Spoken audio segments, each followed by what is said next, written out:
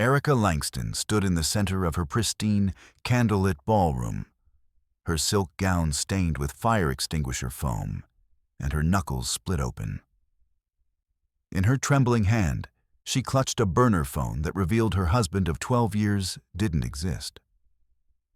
While across the lawn, the private investigator meant to save her was shaking hands with the very bankers who had just frozen her life to zero. The perfect suburban neighbors she had invited for cocktails were now a wall of silent observers. And one of them was the handler who had kept her husband's lethal secrets since the day they said, "I do." As the sirens wailed in the distance, Erica realized the man holding her children's hands wasn't the father they knew, but a ghost named Michael Thorne who was using them as human camouflage. She had a heavy history textbook in her bag and a stolen ledger that could bring down the entire town. But as the front door was kicked open, she saw her best friend Sarah standing behind the police with a predatory smile. The empire of her life was turning to ash in real time, and Erica had to decide in the next 10 seconds. Would she burn with the house, or was she the one who had started the fire? The filing box hit the floor with a wet thud, its cardboard sides splitting like overripe fruit. Erica's fingers twitched around the jagged edge of the lid, her thumb catching on a staple that bit into the skin. She didn't flinch. The pain was just another detail in the room now, like the scent of lemon polish clinging to the mahogany desk, the hum of the printer still warm from the fundraiser invitations, the distant clink of champagne flutes being arranged in the kitchen. In the driveway, the gravel crunched under the tires of the caterers' vans, a rhythmic intrusion that mocked the sudden, hollow silence of the office. The Naperville fundraiser, the culmination of 6 months of planning, committee meetings, and sleepless nights, was unfolding just beyond the door. Yet the woman at the center of it felt the world tilting on its axis. Her knees cracked as she crouched, palms pressing into the carpet. The documents fanned out like playing cards after a bad hand. Tax returns, a birth certificate. Her breath hitched, not David's. The name Michael Thorne stared up at her in bold, official type, the ink slightly smudged where someone had traced it with a finger. She reached for it, then stopped. Her wedding ring caught the light, a thin gold band that suddenly felt too tight, a golden shackle she hadn't realized she was wearing. The birth certificate was dated 1982, Chicago, not Naperville. Not the story he'd told her about growing up in a white colonial with a swing set in the backyard and a golden retriever named Buster. The paper felt heavy, impregnated with a truth that threatened to dissolve the last 12 years of her life into a series of calculated performances. The realization didn't come as a wave, but as a slow, freezing tide. If he was Michael Thorne, then David Langston was a ghost, a construct of ink and polished manners. She shifted a stack of bank statements with a trembling hand, uncovering a series of wire transfers to accounts in Scottsdale and Sedona. The dates coincided with his consulting trips, the ones where he'd return with expensive jewelry for her and stories of desert sunsets. It wasn't just a secret identity. It was a corpse buried beneath their floorboards. The fugitive status wasn't a suspicion. It was right there in a clipped newspaper fragment from an Arizona Gazette article detailing a $50 million real estate Ponzi scheme. Michael Thorne, the lead architect, had vanished 3 days before the indictments. Panic, cold and sharp as a razor, sliced through her chest. She looked at the desktop computer, its blue light pulsing like a heartbeat in the dim room. If the authorities found this box, if they found him, her life was over. Her children, Liam and Maya, would be the children of a fraudster, their names forever linked to the rot. She lunged for the mouse, her movements jerky and frantic. She began opening folders, her eyes scanning for anything that looked like a ledger or client list. Delete. Empty trash. The cursor hovered over a file labeled Project Phoenix. She clicked it, her heart hammering against her ribs like a trapped bird. It was a digital map of his current shadow life. She dragged it to the shredder icon, the sound of the hard drive whirring feeling like a scream in the quiet house. The doorbell chimed, a bright, melodic sound that made her jump. Footsteps echoed in the hallway, the brisk, efficient stride of Sarah Whitmore. "Erica? The linens are the wrong shade of cream, and if I have to talk to the florist one more time, I might actually commit a felony." Sarah appeared in the doorway, a stack of PTA flyers tucked under one arm. She stopped mid-sentence, her sharp eyes taking in the wreckage on the floor, the sweat beading on Erica's upper lip, and the way Erica was hunched over the computer like a gargoyle. Sarah didn't ask if she was okay. She simply stepped inside and closed the door, the click of the latch sounding like a gunshot. "What is this?" Sarah asked, her voice dropping to that low, smoky register she used when she was negotiating a settlement. She didn't wait for an answer, her gaze falling on the birth certificate. She knelt beside Erica, her silk skirt pooling on the carpet. Erica's voice was a thin, reedy thing when she finally spoke. "He isn't David. He's Michael Thorne." Sarah's face went very still, a mask of calculated neutrality. She didn't gasp. She didn't offer a platitude. Instead, she reached out and gripped Erica's wrist, her fingers cold and steady. "Then we don't have much time," Sarah said, already reaching for a manila folder to scoop up the spilled secrets. The alliance was forged in the silence of the office. Two women working with the grim efficiency of soldiers in a trench. They gathered the papers, Sarah's long, blood-red nails flashing as she sorted the vital from the secondary. "We need to hide this," Sarah whispered, her eyes darting to the door.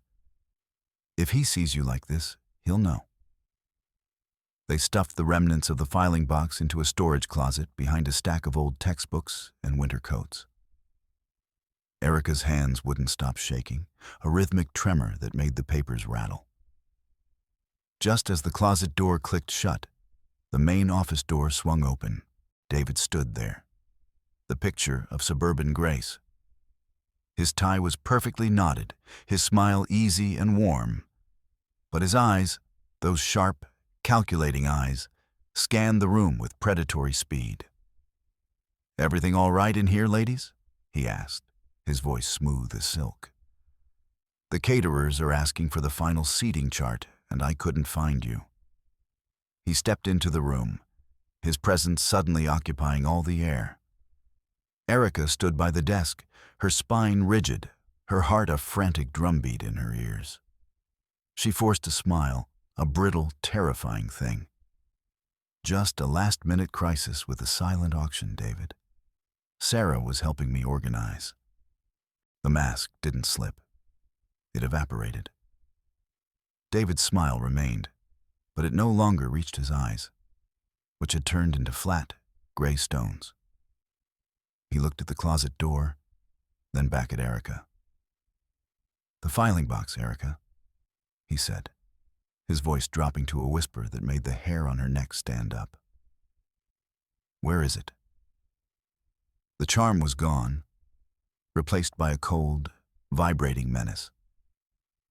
He took a step toward her, his large hands flexing at his sides.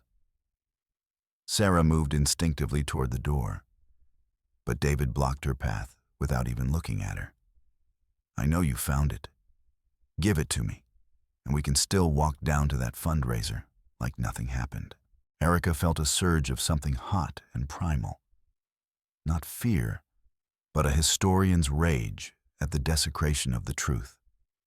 "Who is Michael Thorne, David?" she asked, her voice steadying as she leaned back against the desk. He lunged then, a sudden, violent movement that caught her off guard. His hand clamped around her upper arm, his fingers digging into the muscle with bruising force. "Don't do this," he hissed, his face inches from hers. "You have no idea what you're playing with." He reached past her, trying to grab the handle of the closet door, his body a heavy, suffocating weight, pressing her against the mahogany. She didn't think. She reacted. Her hand found the heavy weight of her Western civilization's textbook, a 3-pound brick of knowledge, and she swung it with everything she had. The corner of the book caught him square across the wrist. There was a sickening crack, and David let out a strangled yelp, his grip loosening just enough for her to twist away. She shoved him, hard, sending him stumbling back against the bookshelf. "Run!"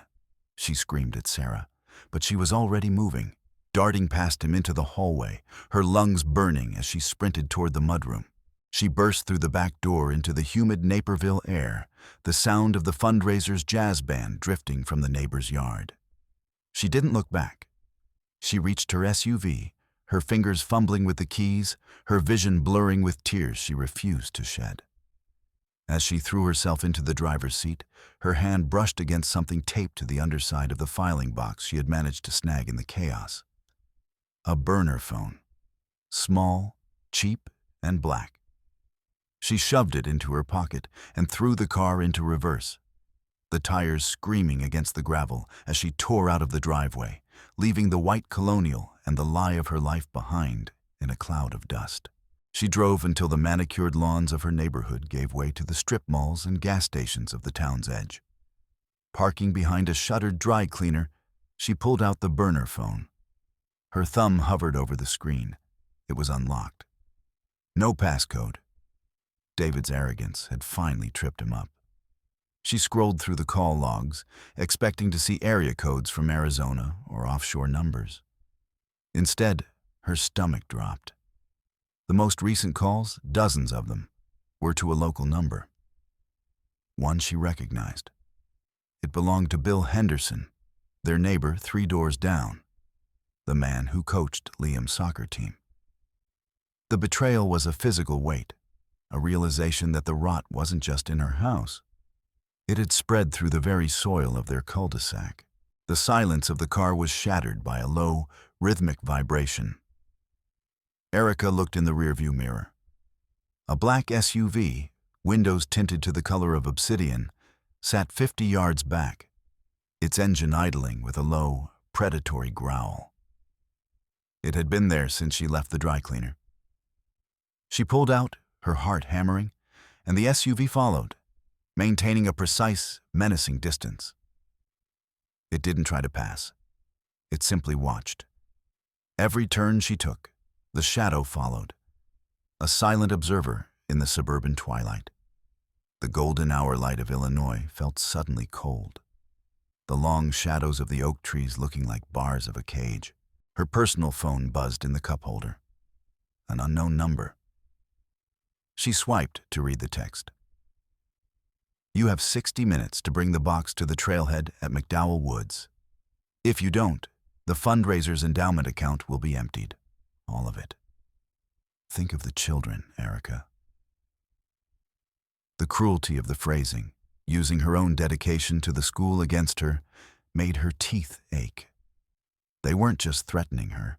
They were threatening the only thing she had left that felt untainted. She tried to call the bank, but the line went to a busy signal. When she tried to log into her mobile app, the screen flashed red. Account access suspended. Contact your local branch. She needed fuel. She pulled into a Shell station, her movements robotic. The black SUV pulled into the lot across the street, its headlights doused. Erica swiped her card at the pump. Card declined. She tried her credit card.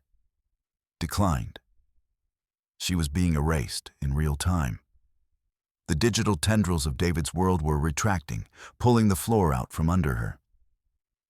She sat back in the car, the scent of gasoline and exhaust filling the cabin.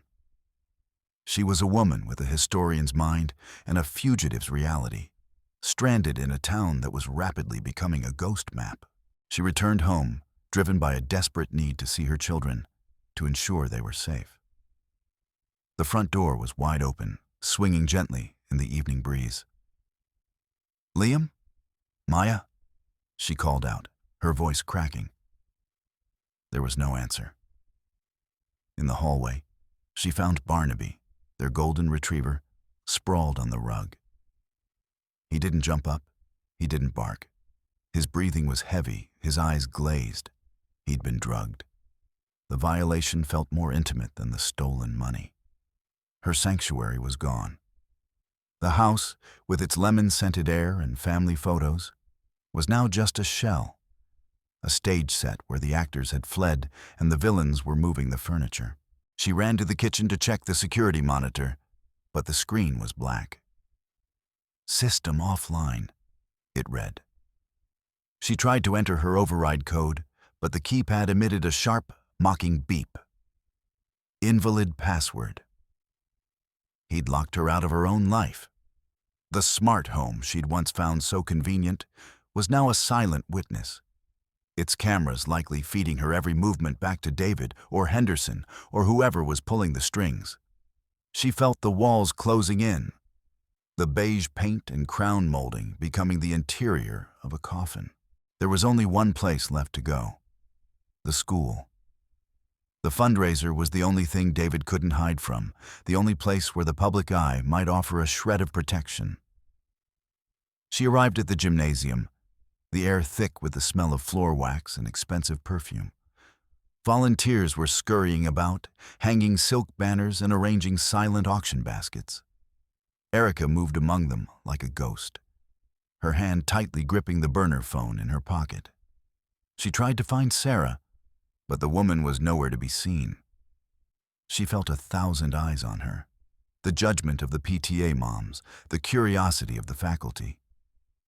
But she kept her head down, moving toward the equipment room to find the remaining banners. The equipment room was a cavern of shadows, smelling of old rubber and damp towels. As the door swung shut behind her, the light was cut off. A hand, heavy and smelling of leather, clamped over her mouth. She was shoved back against a rack of basketballs, the air leaving her lungs in a sharp gasp. A masked figure, tall and broad, loomed over her. "The phone, Erica," a distorted voice growled. "Give it to me, and this ends." She couldn't see his face, only the flat, shark-like glint of his eyes through the fabric of the ski mask. She didn't plead. She reached out, her fingers finding the heavy industrial stapler on the nearby table.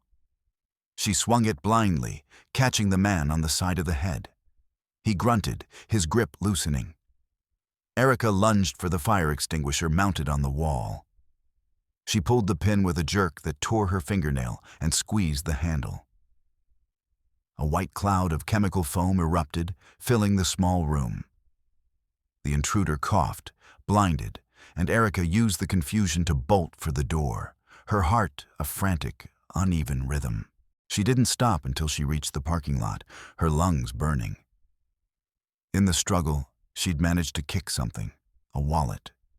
It lay on the asphalt, dropped by the intruder in his haste to escape the foam. She picked it up, her breath coming in ragged sobs. Inside, there was no driver's license, no credit cards, just a badge. Discreet investigations. And a name: Arthur Vance. He wasn't one of David's men. He was a private investigator. The realization hit her like a physical blow. She wasn't just running from a criminal husband. She was being hunted by the victims he'd left behind in Arizona. She sat in the dark of her car, the wallet heavy in her lap. She wasn't the hero of this story. She was the collateral damage. But as she looked at the badge, a new thought took root. Vance wanted David. She wanted her life back. She pulled out the burner phone and dialed the number on the back of the badge. When a gravelly voice answered, she didn't hesitate. "Mr. Vance?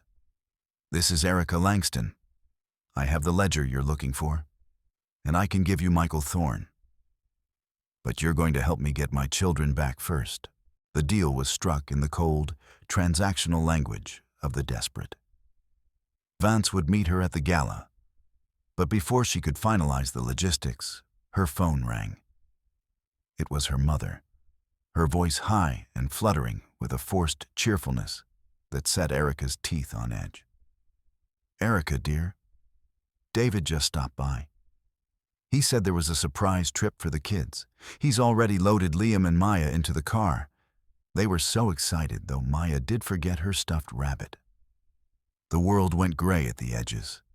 David had the kids. He wasn't running from her. He was using them to draw her in. "Mom, listen to me," Erica said, her voice dropping to a lethal, quiet register. "Do not let him leave. Call the police, now." But the line was already dead. She knew David wouldn't hurt them, not yet. But they were shields now. He was taking them back to the house, back to the center of the web. She had to go back. The fundraiser, the town's elite, the bank executives. They were all background noise now. The only thing that mattered was the four walls of the house on Elm Street. She stopped one last time, pulling into a darkened park to access the burner phone's cloud storage. She'd found the password scribbled in the back of David's old passport. The date of their wedding. The irony was a bitter pill. As the files downloaded, she saw it. The Project Phoenix ledger. It wasn't just a list of victims. It was a map of complicity.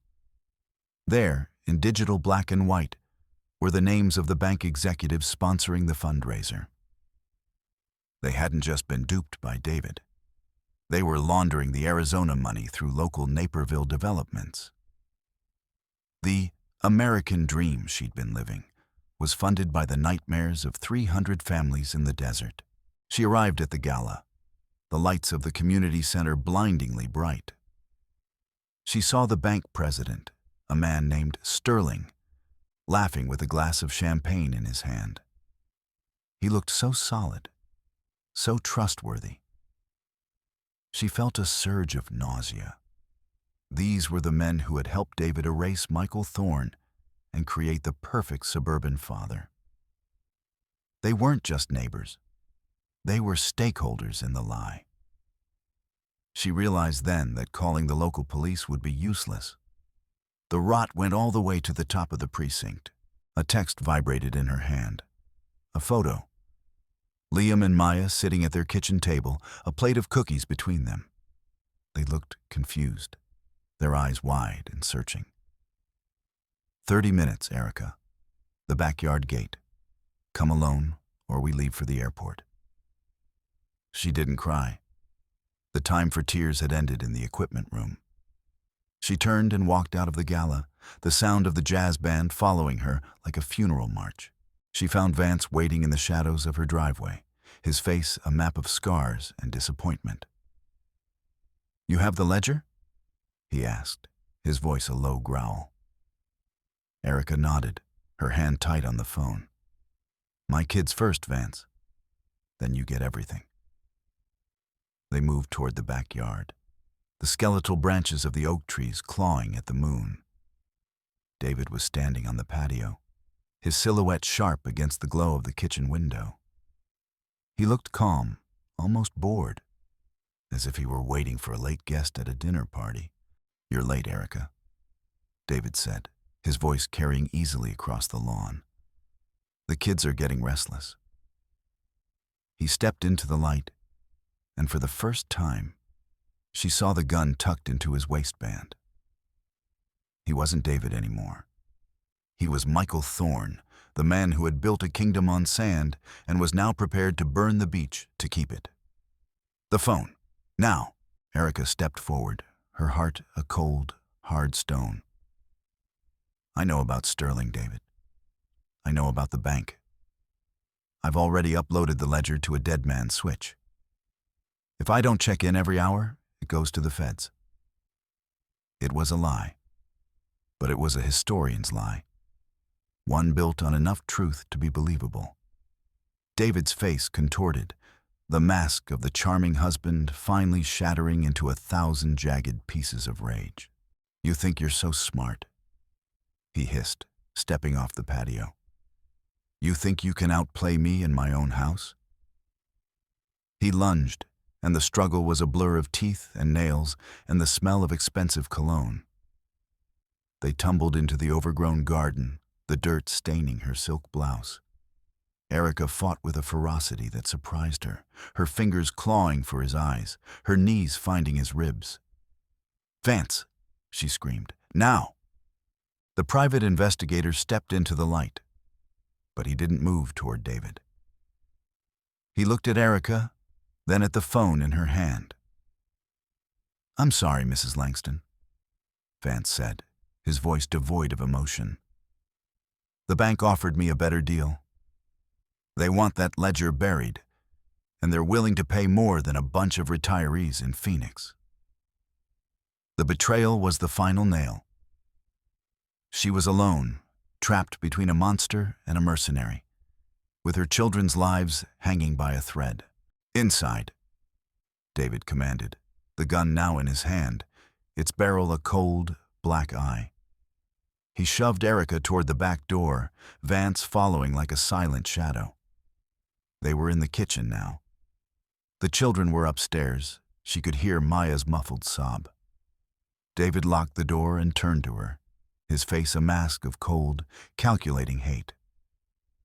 "I never loved you, Erica," he said, the words falling like stones. "You were just camouflage. The perfect, boring, history-teaching wife to hide the man who took $50 million and walked away. The admission should have hurt, but it only cleared the fog." She looked at him, really looked at him, and saw the smallness of the man. He was a creature of shadows and ledgers, nothing more. "The ledger is in the basement," she said, her voice steady. "In the storm cellar. I hid it behind the old paint cans." It was the only place she could lead them, the only place where she knew the terrain better than they did. As they moved toward the basement stairs, Erica's hand brushed the smart home hub on the counter. She'd rewired the panic setting months ago when the kids were worried about burglars. She didn't trigger the alarm. She triggered the silent distress signal to the state police, bypassing the local precinct entirely. It was a gamble, a historian's bet on the slow but inevitable arrival of justice. "Down there," she said, pointing to the reinforced door of the storm cellar. David stepped inside, his greed overriding his caution. The second he was clear of the frame, Erica slammed the heavy steel door. The sound was a final, resonant thud. She threw the manual deadbolt, the iron bar sliding into place with a scream of rusted metal. David hammered on the door, his voice a muffled roar of fury, but the cellar was soundproofed. He'd insisted on it for his private calls. She turned to find Vance in the hallway, his gun raised. "The phone, Erica. Give it to me, and I walk away." "The police are 3 minutes out, Arthur," she said, holding the phone over the sink. "And I've already sent the files to the Chicago Tribune. You can kill me, but you'll be the lead story on the morning news." The lie held. Vance hesitated, his eyes darting to the window where the first blue and red lights were beginning to flicker against the trees. He turned and bolted for the front door, leaving the ledger and his dignity behind. The police arrived in a swarm of noise and light, shattering the suburban quiet of Elm Street. They found Erica sitting on the kitchen floor, her children clutched in her arms, the heavy silence of the basement a testament to the man she had finally buried. Sarah was there too, standing by the squad cars with a look of profound, calculated regret. It was Sarah who had tipped off the creditors, seeking the reward money to pay off her own mounting debts. The circle of betrayal was complete.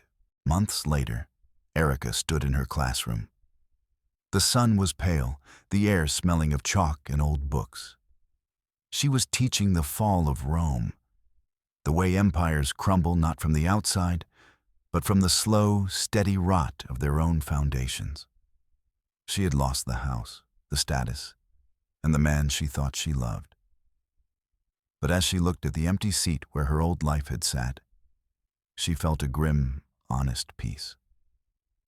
The ruins were behind her, and for the first time in 12 years, the truth was the only thing she had to carry. She picked up a piece of chalk and began to write, her hand steady, her voice clear, her story finally her own.